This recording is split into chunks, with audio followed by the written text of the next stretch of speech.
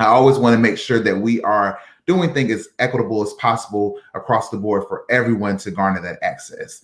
And so that was one thing that I really pushed. Like it's different, and this is something I'm still pushing. There's a difference between programming and practice. We have a lot of, we have enough programs. We need to evaluate our practices in those programs. If something's working efficiently, why are we going to create another program? Let's fix the practice. Let's fix that practice that we're doing so that we can help these students out and help our communities out more efficiently. It's no need to say, well, we're going to bring in this person, another program. No, what is not working about what we're doing with this current program and the practice that we're rolling out? So let's do that. And so that's one of my things. And another big thing is opportunity versus achievement.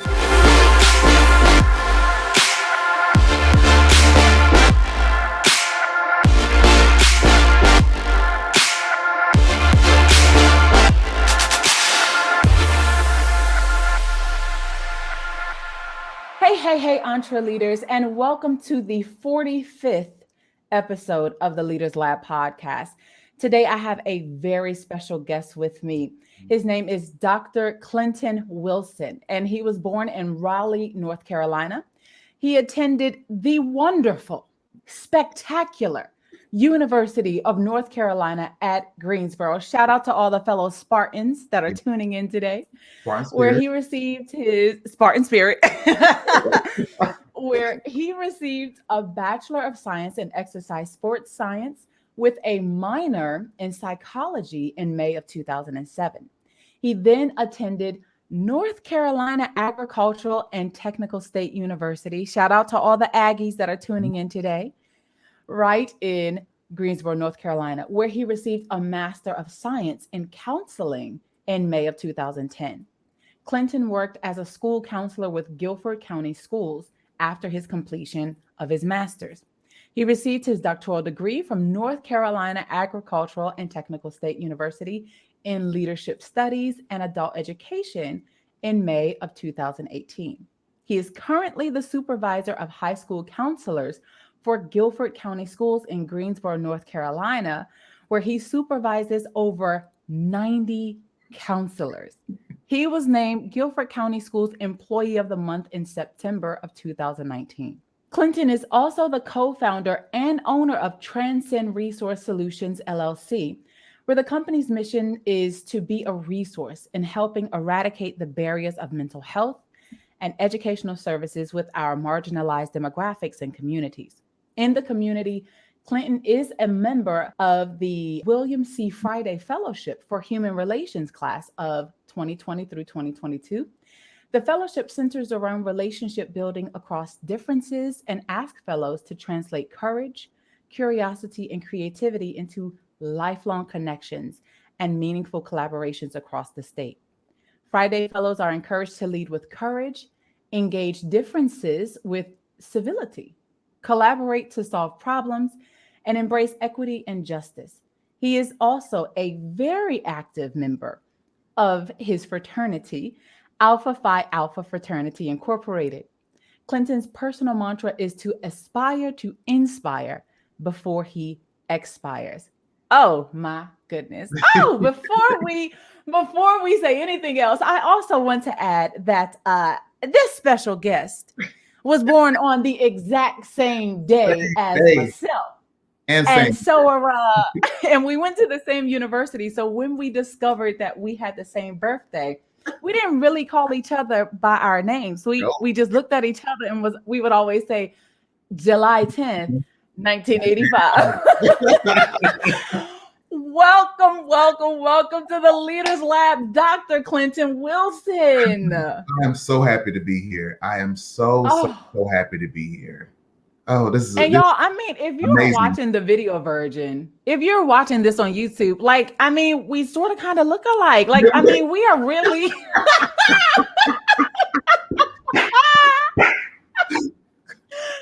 are twins. Twins all day. And even this on a personal note, like in college, in undergrad, we were both overweight as well. Yep. And then we both ended up losing weight. But let me tell you something. This brother is looking, he is so slim and trim. I mean, he is, listen, this boo looks so good. I'm like, every time I see him, I'm just like, July 10th, 1985. How we do. Wow. So this has been really awesome. I don't think either of us plan to actually have our doctorate or to continue education or anything like that when we were in undergrad. So how did all of this come to be for you? Like, what made you say, you know what, I want to continue on this path? Well, I agree, Charity, as we were moving through undergrad. After undergrad, I knew I wanted to get my master's because I was like, I wanted to pursue counseling and things of that nature. And I knew I had to get an MS to do that. But after all that, I was like, I'm done. I'm done with this. I'm not doing this anymore. But I started getting that itch like around 2013, 14-ish. I started saying, well, maybe I should go back and pursue my terminal degree. And so I made up my mind and I was trying to decide what I wanted to do with it. And I knew I wanted to advance in my career. And I knew that by taking a couple of leadership courses, I started taking like a couple little courses to see if that would be right, my fit. And so I ended up saying, well, yeah, I think this is what I needed to do. And so I wanted to make sure that I had that under my belt so that as I matriculated through and finished my doctoral degree, I would have those courses under my belt to support what I was trying to do within the community. And so you started off in, you actually started off in sports science. Yeah. And then completely different. Like that was definitely, you know what? It's all kind of all joy because when I was doing my master's applications and things of nature for grad school, for some reason, I picked up that minor, I think the second semester of our junior year, and I was like, I really want to do something dealing in the field of counseling, but I still want to do something dealing with physical therapy. So I applied to Elon, their physical therapy program. I got in. I was very shocked that I got in, but I said, God, if I get into A&T's Masters of Counseling program, that's where I'm going to go. And I prayed about it, got in. I said, a whole new career path. Spoke to my mom about it. My mom was like, you know, that's what your grad degree is for. You know, if you want to change your career path or your trajectory, then that's what that's for. So that's why I went for it, and I never looked back since. Never looked back since. I love that. I love that because I often get students now who ask me, they say, well, but your undergrad is in communication studies, and I had a minor in Spanish. They said it's in communication studies.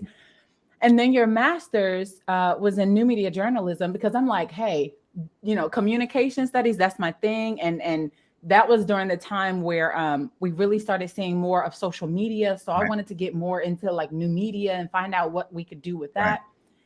And then in my doctoral program, like, first of all, I didn't want to, I remember when my former bishop prophesied and was like, you're going to have a doctor's. I was like, I don't think that's the Lord. Like, I don't feel like the Lord is telling you this, right?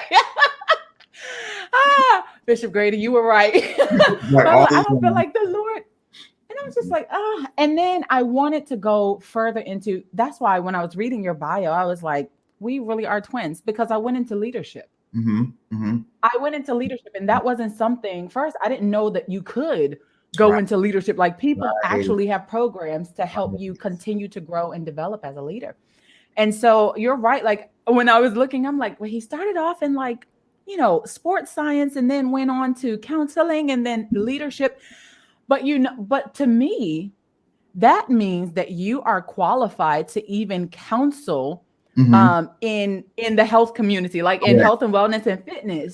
So it correlates, you know, everything can always be transcend through each other. So, I mean, it's definitely something that I'm glad that I went through all three levels, and different types of professions and different types of studies through those three levels, because it definitely was beneficial as I was matriculating through each program.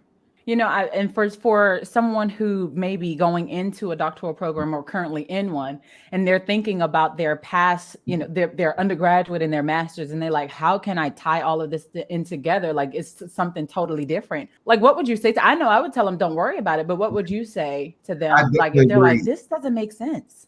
Yeah, I agree. I just think it's about using your past experience to fuel you for your future. And so I always say this when it concerns a doctoral program. They used to always say, well, you must be very intelligent or very smart. And not that I'm not, but it's about endurance.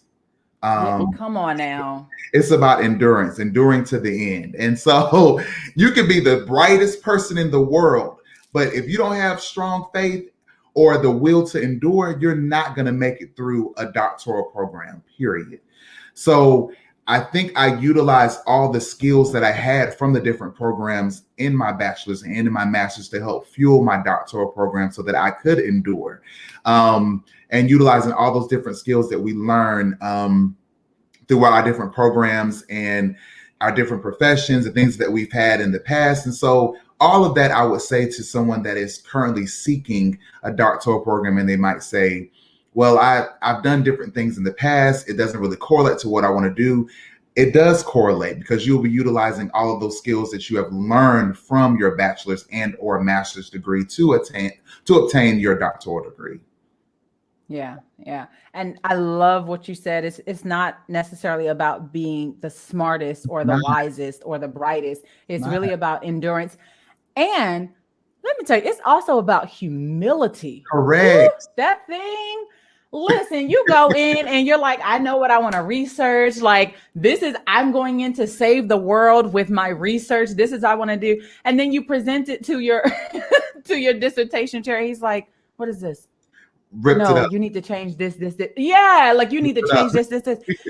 And honey, if you are a prideful person, you are or like someone who has like, that hard head that you're just like, no, this is what I came to school for.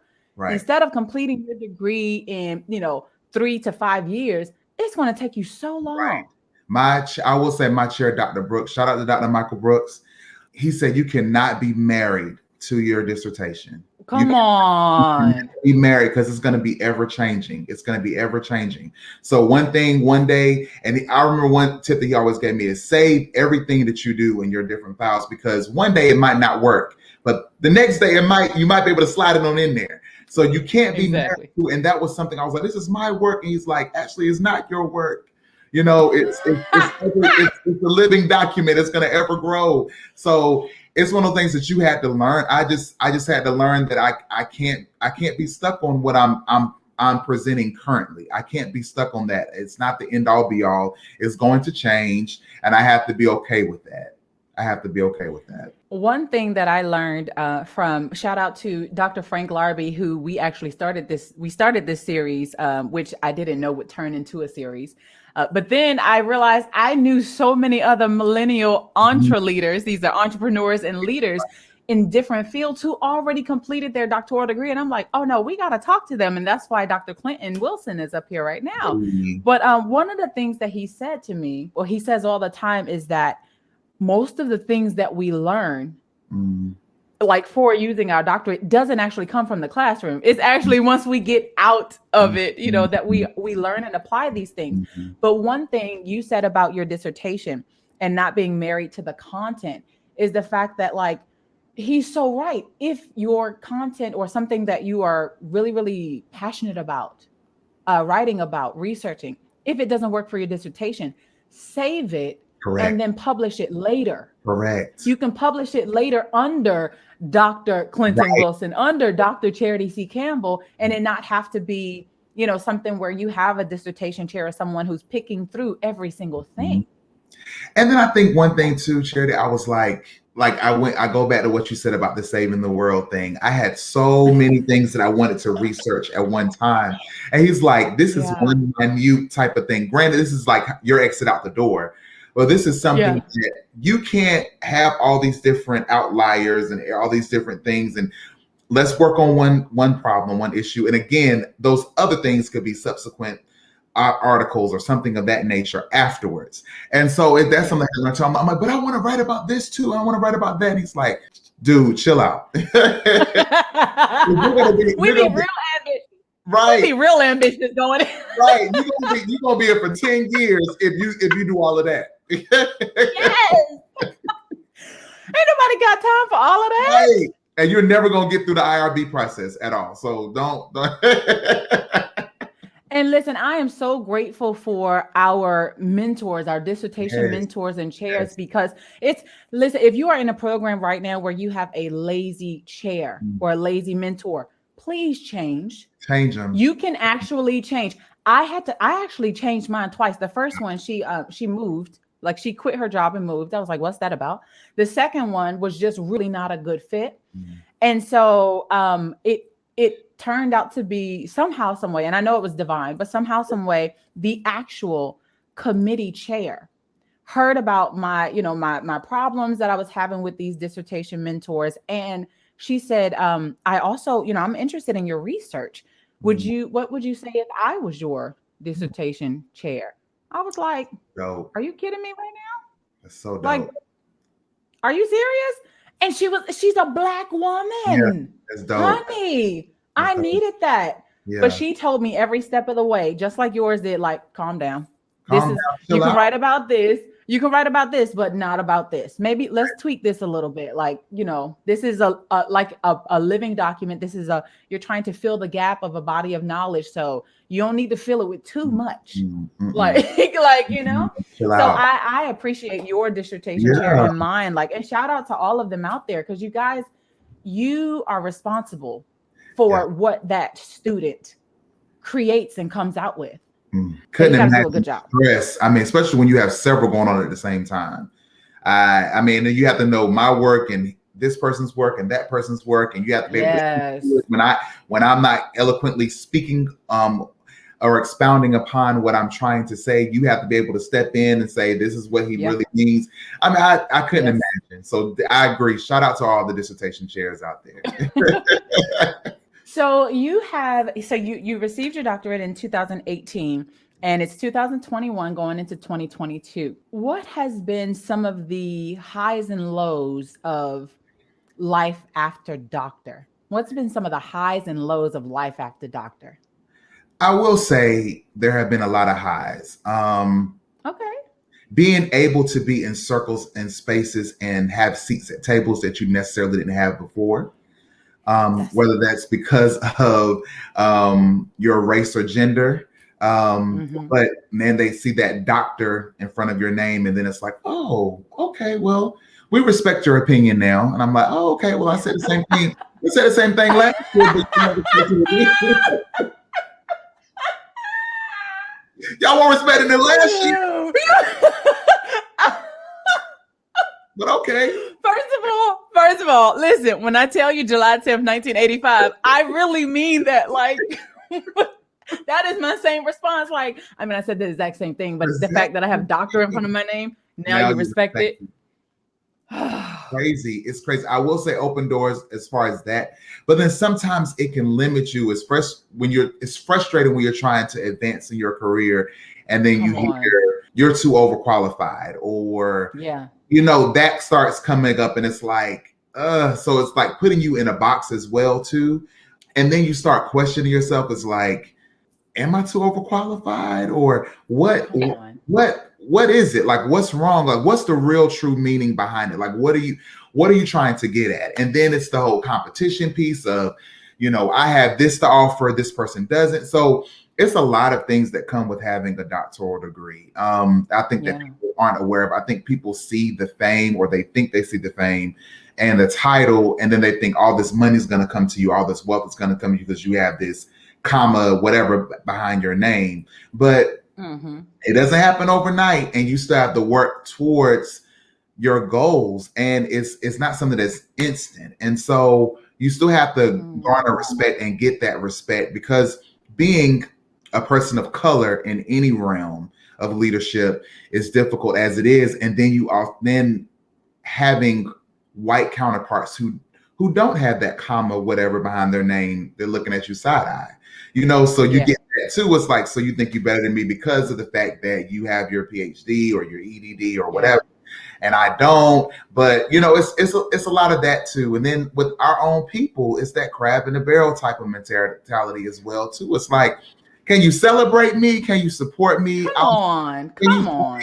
Instead of being like, oh, you think you better than because you Dr. So and so now. No, I'm still Clint from Southeast Raleigh, but but respect me with that doctoral degree as well too. So you gotta like try to play both faces. But yeah, that's some of the experiences I've experienced after receiving my doctoral degree. One of the primary advantages that you brought up was having access to previously inaccessible places. Correct. You know, because it's like you get a seat, you automatically get a seat at the table just because you have that title in front of your name. Correct. And I think a lot of people, when they go into a program, that's what they go after. They go after, you know, the glitz and the glam of the title, but not realizing that somewhere along that process, like you really do, I feel like you get destroyed just to be built back up to be stronger again, right? In your, you know, and everything. So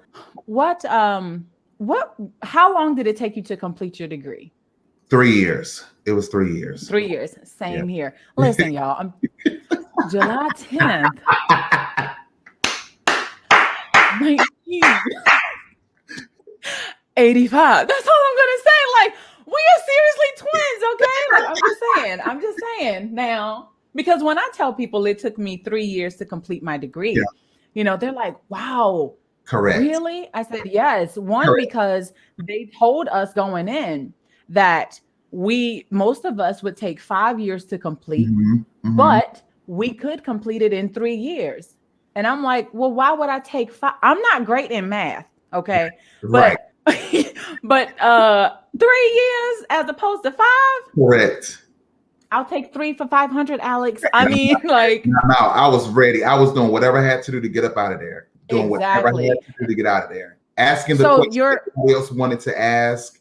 You know, trying to, you gotta get in there. You gotta infiltrate. You gotta do what you gotta do to get out. That was a question I was going to ask. Like, what was your strategy? Like, and sometimes you may not have a strategy going in. It's sometimes like once you get in there and you hear, I will never forget my first residency. Starting out, there were so many people who were complaining and just like, and I'm like, what you in the program for? We're just beginning and you're complaining already. Why are you doing this? It's like they were doing it to themselves and not for themselves. Good point. I definitely agree with you. I mean, it is a benefit, but nothing worth having. And every day I live, I see that this is the reason why people have this old adage that nothing worth having is easy. Correct. You know, like you really do work for it, right? Correct. So after getting your name changed a little bit, well, we leveled up our names with doctor in front of it. What has been your career path? I mean, first of all, you oversee 90 counselors. Like, I'm still like, okay, he is making this. First of all, he's making the leadership degree work because he is a millennial entreleader. Yeah. Second of all, he's taken that master's in counseling and making that work too by overseeing other counselors. So first of all, was that a part of your plan or did it just happen? Listen, you know, God is good. That's all I can say. It was not part of my plan to be over all of the counseling. It just happened to fit into place. So it was one of those things that was like, boom, this is opening. We think you should fill it. Go ahead and apply. You know, couple of round of interviews. We got you. I mean, it was like, it happened so quickly. Graduation was like May 10th of 2018. By June 1st, I was named in this position. And so it was crazy. It was crazy. It happened crazy fast. Like, it was like boom, boom, boom, boom, boom. And so it just goes to show that when you do good work and you're able to show that you do good work, and then again, having that name backing you up, you know, in front or back, however you want to do it, in front or comma backwards or whatever. It really does help. But it was something that I think God was preparing me for all along, but I just didn't realize it. And my goal My goal is to try to move up even further within Guilford County Schools, to do some more stuff with student services. I Okay. house under student services, but I want to do something more on a larger scale with the rest of the student services department. So that's my goal within the next couple of months or so. So were you already teaching in Guilford County schools? I was a school counselor for 6 years in Guilford County Wow. prior to. So and Wow. then I ended up doing another position on the district level. It was called a transition coordinator. I was working with students that were transitioning from our alternative schools back to their original home school. So I was working with them on that. Then the position came open. A couple of people talked to a couple of people. They say he does really good work. I think, blah, blah, blah. And that's how it happened, and divine That's intervention. crazy. I appreciate it. Divine. Divine. Wow. That is awesome. It's deep. Okay. It's All real. this greatness up on this. Right. All this greatness up on here. Huh? Goodness. I love it. I love it. And so now you're in your current position, you're overseeing 90 counselors who were once who are now in positions that you once held. Yes. So what are some of the lessons that you are able to share with them as they are working in that position, things that you learned and you're like, don't make this mistake, this is what you should do? So well, it's really funny because I always thought everybody did things the way I did things. And so when you become in a member of leadership and you look back and you're starting to evaluate, it's like, what are y'all doing? And so there was a moment of transition between when I got hired and the person previous. So, I was like, I wanted to make sure that I was doing things. And a lot of these counselors knew me previously when I was in the school. So it was one of those things that, just trying to teach them, we have to go above and beyond for our students. yes. I always worked in Title I schools. I always worked in Title I programming, supporting, our marginalized and underrepresented individuals. And so I always want to make sure that we are doing things as equitable as possible across the board for everyone to garner that access. And so that was one thing that I really pushed. Like it's different. And this is something I'm still pushing. There's a difference between programming and practice. We have a lot of, we have enough programs. We need to evaluate our practices in those programs. If something's working efficiently, why are we going to create another program? Let's fix the practice. Let's fix that practice that we're doing so that we can help these students out and help our communities out more efficiently. It's no need to say, well, we're going to bring in this person, another program. No, what is not working about what we're doing with this current program and the practice that we're rolling out? So let's do that. And so that's one of my things. And another big thing is opportunity versus achievement. And so real quick, wow, I'm gonna tell a really quick story that I demonstration that I gave the counselors. I think it was like 2019 or 18, one of those. It was prior to COVID. I had two $1 bills and one. I said, if you wanted to utilize it was $1 bill. I said, if you want to utilize this dollar bill to go into, a vending machine, would you be able to achieve that? And they said, yes, we'll be able to achieve that. So I didn't know. I'll take it back. I did have two $1 bills. And so I crumbled up one of them. I put it on the ground. I put it on the floor. I stepped on it. I said, now, which one would you choose to achieve give the opportunity to achieve getting your Snickers bar out of the vending machine? And they said, the one that's not crumbled up. And I said, well, if you uncrumble it a little bit, this one could still have the opportunity to achieve that.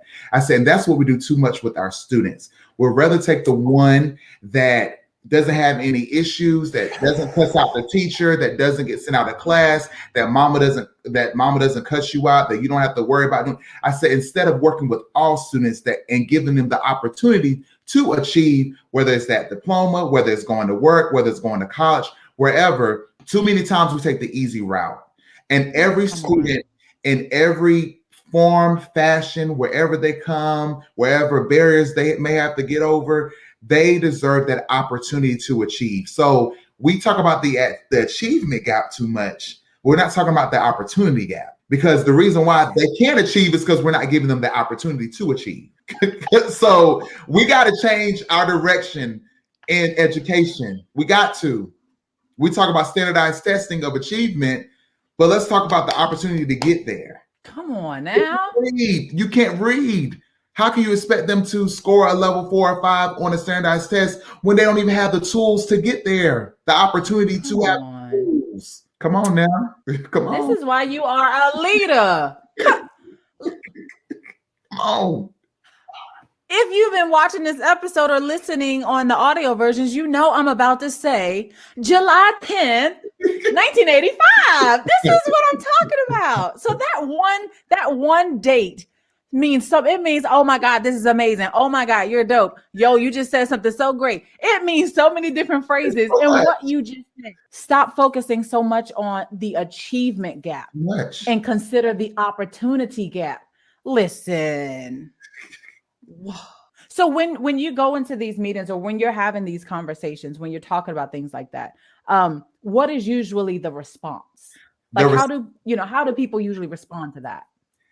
Well, before I actually go and speak about these things, I say, Lord, please don't let my passion be taken as aggression, because too many times in our seat of being African-American Black leaders, when we're passionate about something, it's seen as aggression.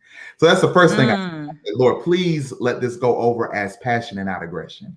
So it's taken well. It's that, like, I get little amens and stuff like that, and like pass the plate around, things like that.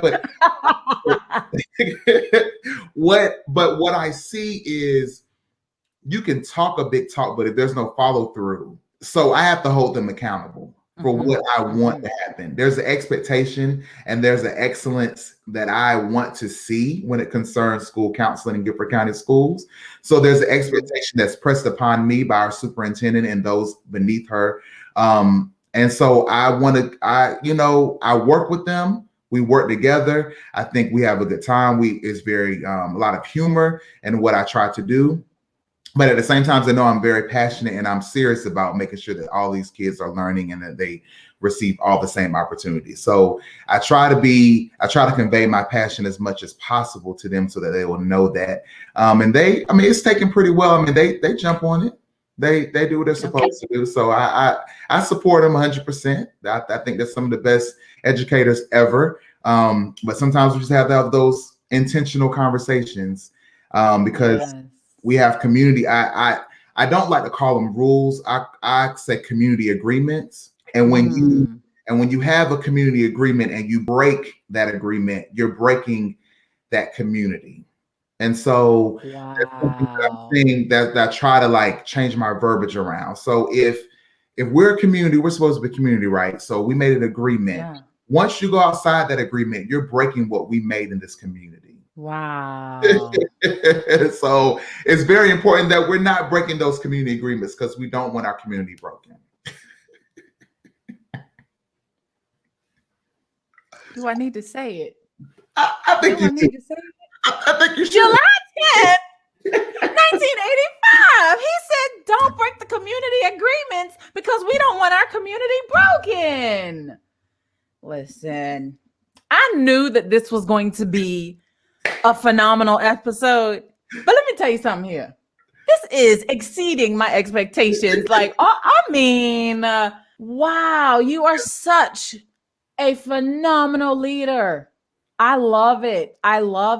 But so I will now I will say, Charity, real quick, that bringing it back to your original statement about life after doctor, I will say a lot of these experiences I learned and garnered through my program. Life experience, sharing with my cohort members and my professors, and learning to think on a different lens and not making it so much about me, but about everybody. And so it's like you learn these things among the journey. I can't even describe it. It's like an experience that it's like you have to be there. Like it's like one of the things like you have to go through yourself to really experience it. Like during this program, it really changed. And I like the way you analogy you made about breaking you down and building you back up to be better. I will say that it did that, and it really increased my level and my knowledge of humanity altogether. Like, not just, I think we were so self-centered. And so going through a doctoral program, it's like you're seeing other people's ideals and worldviews and everything that are trying to shape your worldview, and expand your worldview by helping you with your dissertation, whether it's your dissertation team, whether it's your other cohort members, whether it's your professors that are trying to say, hey, the buck doesn't just stop here. It's so amazing. And the things that you can do, especially in programs that we were fortunate to be a part of in leadership, it's so amazing that you can use what you learn here and help go out into the world and spread this knowledge to others. I mean, look at you. You're in China. You're in China. In China. I mean, my God. Yes, over here in China. Listen, China be trying me too, but I love her. She be trying me, but I love her though. But you're right. We don't just get to impact our communities. We actually get to be a part of global communities and be impacted. I honestly, you know what? I think that's what having the title doctor in front of your name really allows you to do. It allows you to, like we said, have a seat at tables that you normally wouldn't have. But by that, we now are being able to be influenced by people that we wouldn't normally be around. Correct. And that also opens up spaces and opportunities for us to be able to go into their spaces. So I love that. I love that you were talking about the humility. It really is about humility. Like what you learn during the process. And it's not so much about the content. The content is good, but honestly, we live in the age of Google, and you know, you can find all of that and more, but it's really about the actual process, like going through the process. It's like going through that deconstruction process to be reconstructed. It is. So what are 3 things that you wish you had known about having a terminal degree before now? That's a great 3 things that you wish you had already known. Great question. I wish I would have known. It's so many things that I wish I would have known prior to. I wish I would have known the responsibility that you hold, and how many, and not knowing how many people are looking up to you for suggestions and advice. You get this, and then you become an expert all of a sudden, and it's like, well. I'm still learning too. I got to read and research as well. Like, oh, you don't know it? No, that's not my field. But right. Like, that's not my field, but you know, and so that's one thing that's like, you know, it's like you walk off that stage and you become a living expert on everything in the world, and you're supposed to have a worldview on everything. You're supposed to know this, and you're supposed to know politics, and you're supposed to know, you know, governmental issues. You're supposed to know this, and why is there global warming? I mean, I'm like, I don't know. I don't know these things.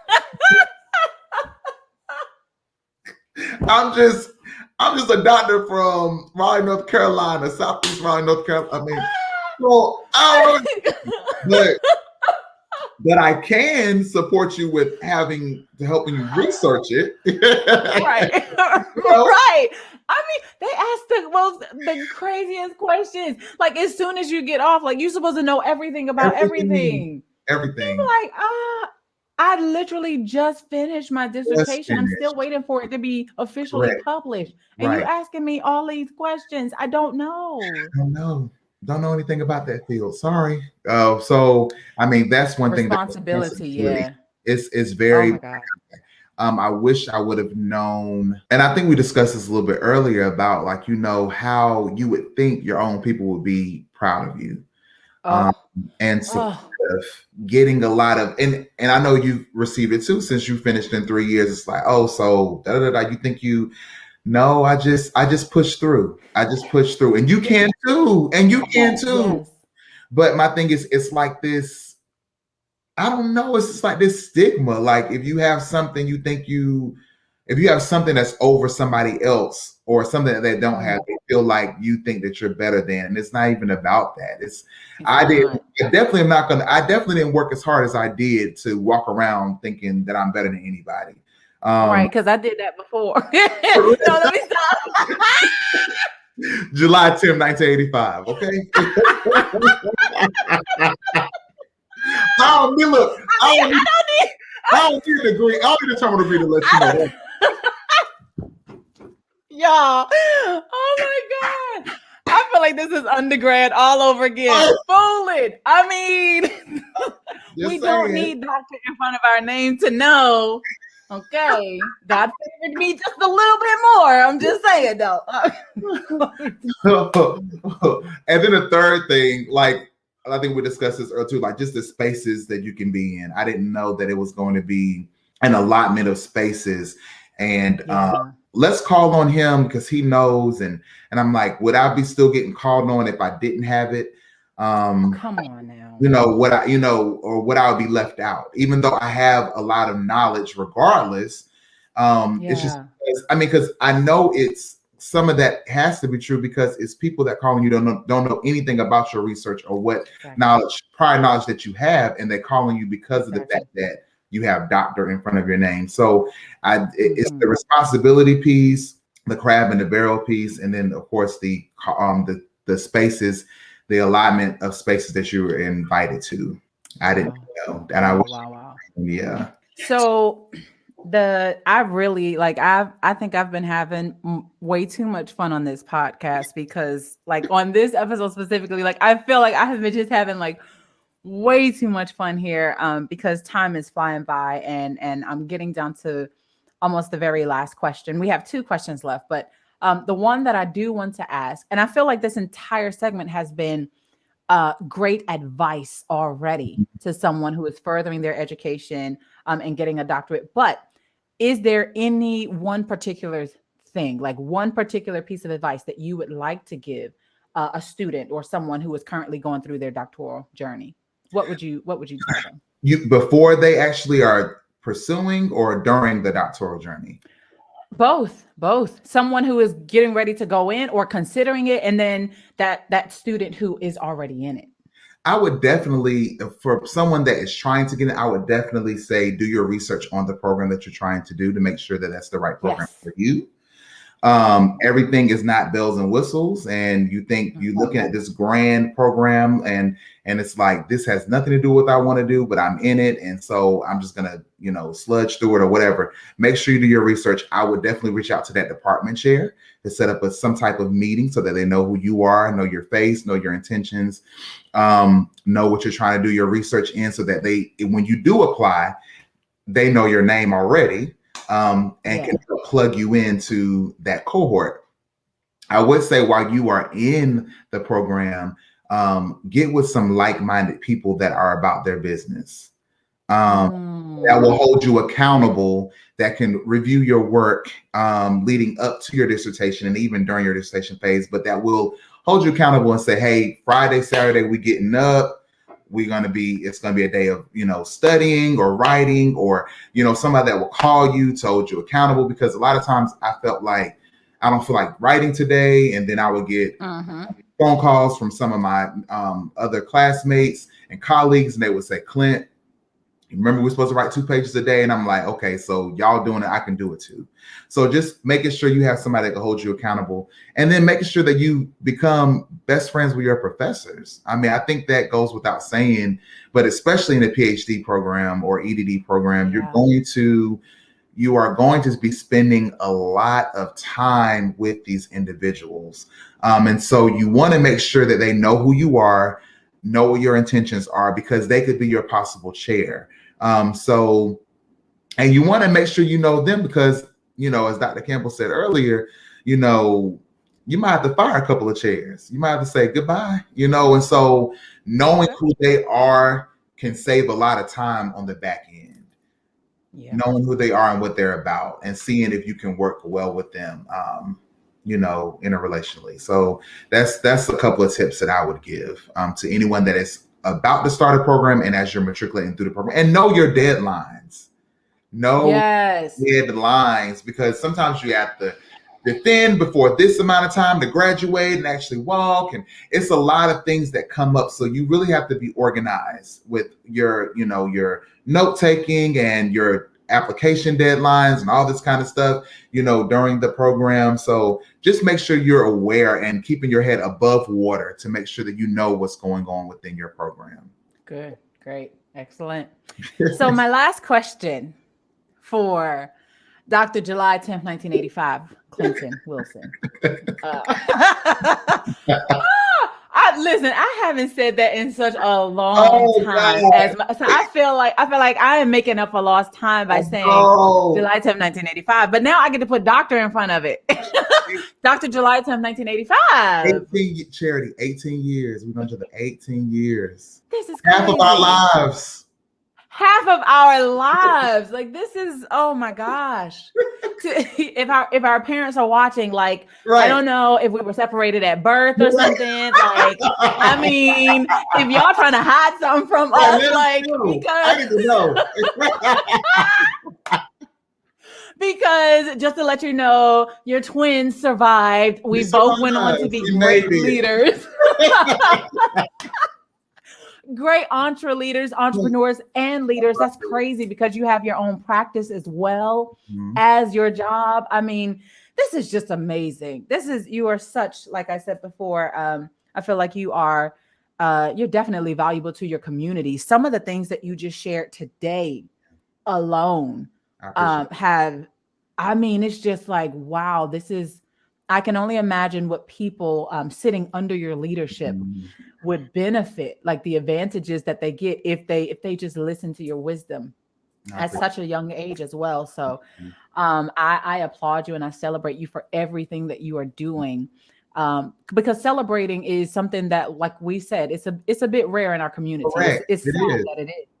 It's sad. That crab in a barrel, I mean, come on now. If anything, push each other up. And don't worry if you're the last one in the barrel. Somebody will just come tip the barrel over so you can just crawl right on out. Like, you never know. Opportunity, So at any rate, my last question for you is, what is, in your opinion, what is one characteristic that you believe every leader, no matter the industry, should possess? What is one characteristic that you believe every leader, no matter the industry, should possess?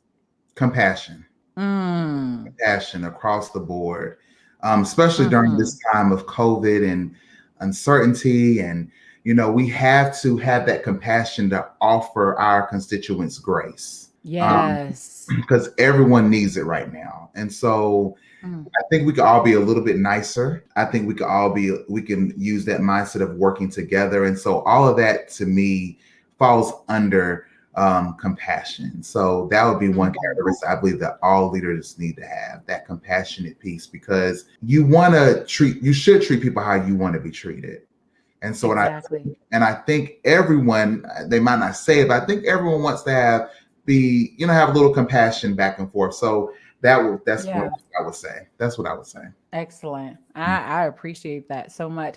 All right. Well, we have the great Dr. July 10th, 1985, known to most people as Dr. Clint Wilson.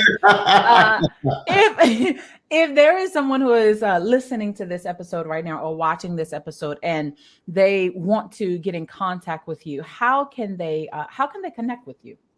Well, they can connect with me on IG is Dr._Clint_Will.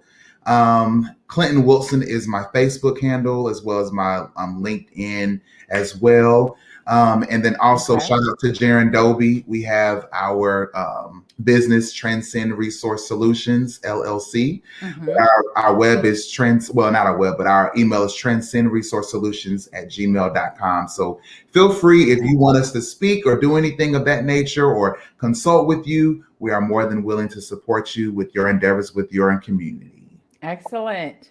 That is excellent. So these are just some ways that you can get in touch with Dr. Clint Wilson. Like he said, his Instagram, Dr._Clint_Wilson. Also, you can contact him on either Facebook or LinkedIn with Clinton Wilson. And you can see, of course, you see his face here. And then also you can look at the graphic as well to make sure you choose the correct profile picture. So right. you know, but I feel like it's only one. I mean, there's always somebody that has, you know, our name. Correct. It's only one. It's only one. Do you see what I'm talking about? You see what I mean when I say we don't have to have doctor in front of our name to be like this. We have always been like this. 18 years ago. We were like this when we started undergrad, okay? Exactly. Listen, when we were freshmen, correct, new to campus, okay, didn't know nothing. Didn't know nothing. They'd be like, I mean, there's only one though. Okay, there's only one. So look, y'all look, Charity, remember they got so tired of us saying July 10th, 1985. And then the other ones would be like July 85, and I'm like, Marquis. Right. If it ain't on the 10th. If it ain't on the 10th, baby, it don't matter. Okay? I don't even care if it was July 1st. Correct. Don't matter who come in first. It's just July 10th, 1985 is an international holiday. It is. We celebrate it. Okay? Okay. And the fact that we have doctor in front of it. Correct. I know anyone who is listening to this right now and your birthday's on July 10th, we celebrate you. But if it ain't 1985,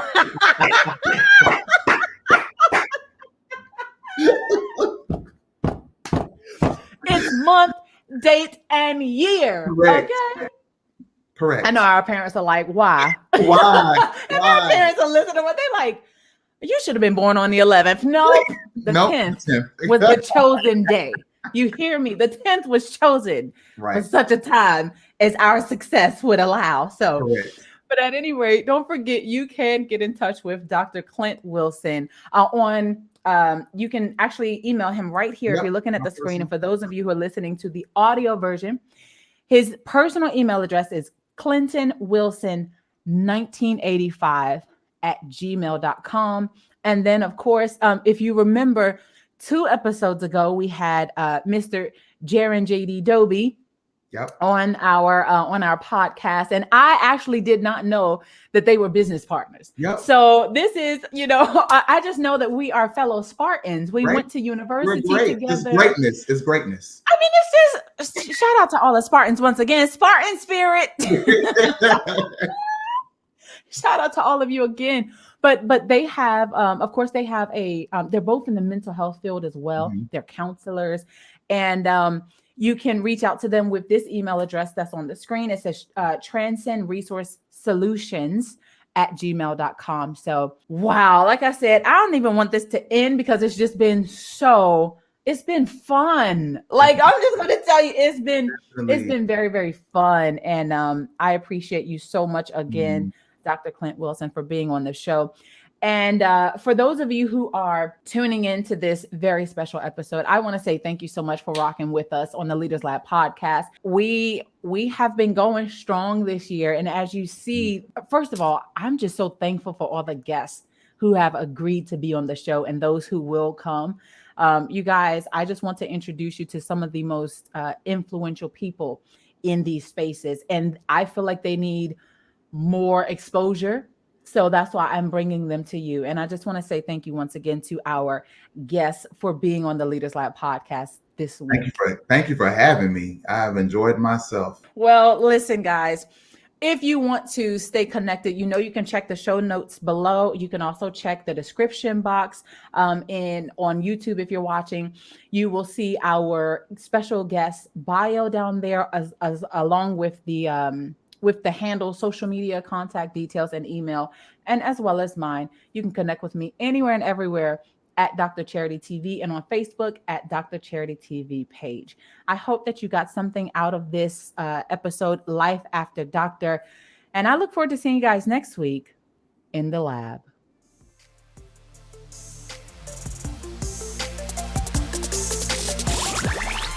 Thank you for listening to the Leaders Lab podcast.